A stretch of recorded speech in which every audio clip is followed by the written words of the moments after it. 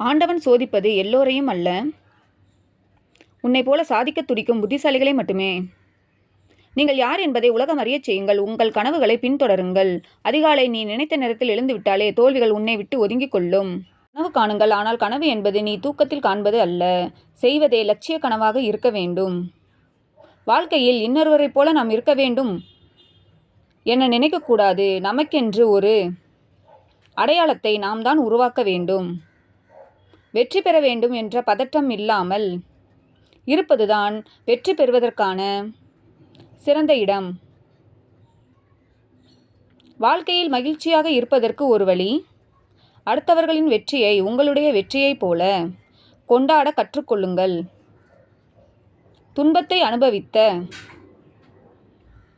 காலத்தை மறந்துவிடு. ஆனால் அது உனக்கு கற்பித்த பாடத்தை மறந்துவிடாதே. இந்திய மொழிகளில் செம்மொழியாக முதலில் அறிவிக்கப்பட்ட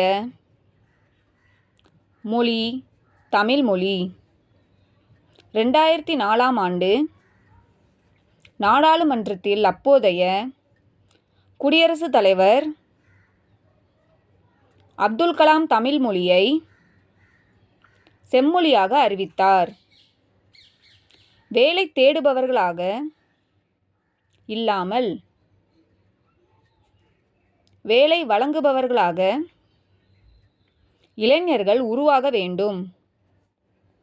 நீ யாராக இருந்தாலும் பரவாயில்லை. நீ எண்ணுவது விண்மீனாக இருந்தாலும்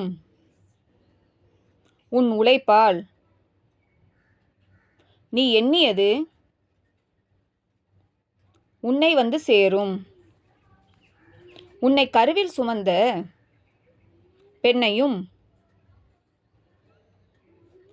உன் கருவை சுமக்கிற பெண்ணையும்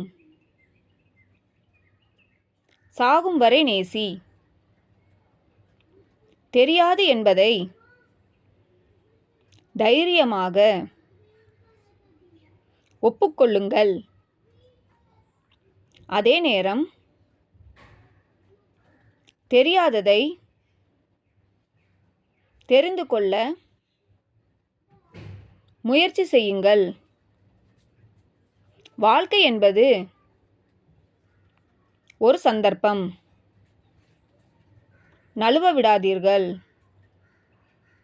கடமையை நிறைவேற்றுங்கள். லட்சியம் சாதியுங்கள். சோகம் தாங்கிக் கொள்ளுங்கள். போராட்டம் என்று காட்டுங்கள். பயணம் நடத்தி முடியுங்கள். உன் கைரேகையை பார்த்து எதிர்காலத்தை நிர்ணயித்து விடாதே.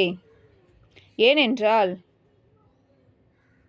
கையே இல்லாதவனுக்கு கூட எதிர்காலம் உண்டு. மற்றவர்களின் எல்லா தேவைகளையும் பூர்த்தி செய்தால்தான் உனக்கு நல்லவன் என்ற பெயர் கிடைக்குமானால்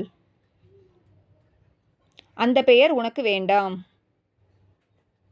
உலக எண்ணிக்கையில் ஒருவனாக இருப்பதை விட உலகமே எண்ணும் அளவுக்கு இரு. முடியாது என்று நீங்கள் சொல்வதையெல்லாம் யாரோ ஒருவர் எங்கோ செய்து கொண்டிருக்கிறார்.